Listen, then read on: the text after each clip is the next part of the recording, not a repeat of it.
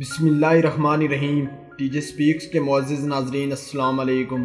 ناظرین محترم، انسان اور بھیڑیے کے درمیان دشمنی صدیوں سے چلی آ رہی ہے۔ جہاں انسان اس بے زبان کو بے دردی سے شکار کرتا ہے تو وہیں یہ جانور بھی انسانی املاک کو نقصان پہنچانے میں کوئی کسر نہیں چھوڑتا۔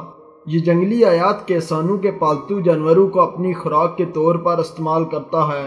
اس کے علاوہ کوئی انسان بغیر ہتھیار کے اس جنگلی حیات کو جنگل میں اکیلا مل جائے تو یہ چار ٹانگوں والا شکاری اپنے دوسرے جنگلی حیات کے ساتھ اس انسان کو مارنے کی پوری کوشش کرتا ہے۔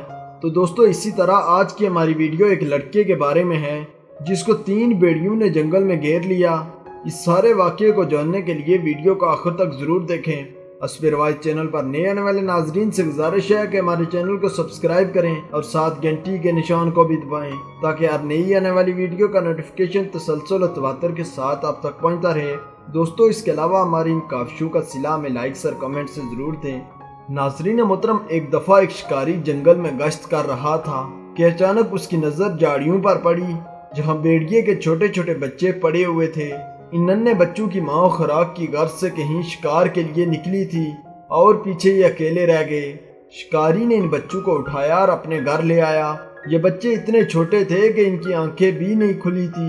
شکاری نے ان بچوں کو ایک پنجرے میں ڈال دیا۔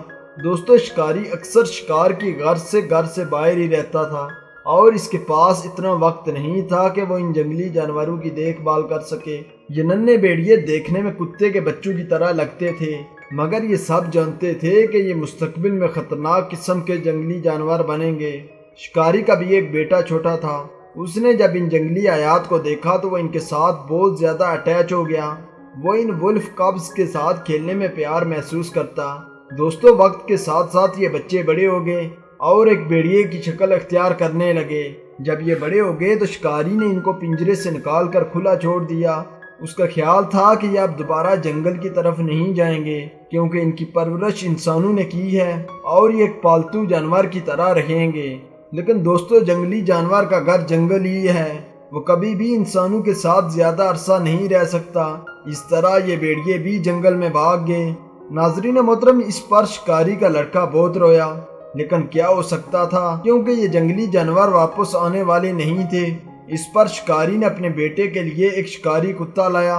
شکاری کا بیٹا اب اس کتے کے ساتھ اکثر جنگل میں گھومنے جاتا۔ وہ اس کتے کے ساتھ بہت پیار کرنے لگا۔ اب وہ بھیڑیوں کو بھول چکا تھا۔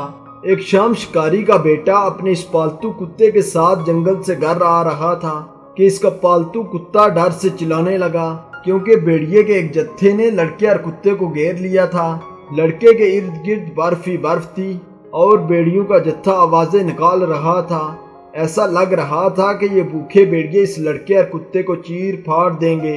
دوستو، بھیڑیے آوازیں نکالتے ہوئے لڑکے کے قریب سے قریب ہو رہے تھے۔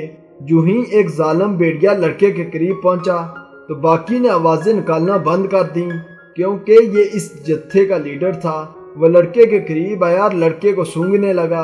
کافی دیر سونگھنے کے بعد اس جنگلی جانور نے اپنی پیٹھ لڑکے کی طرف موڑ دی اور وہ ایک جگہ رک گیا۔ شکاری کا بیٹا یہ سب کچھ حیرت انگیز طریقے سے دیکھ رہا تھا۔ اس کے بعد لیڈر بھیڑیا گھنے جنگل کی طرف چل پڑا اور سارا جتھا اس کے پیچھے نکل گیا۔ اس طرح ان جنگلی جانوروں نے اس لڑکے کو بغیر نقصان پہنچائے چھوڑ دیا۔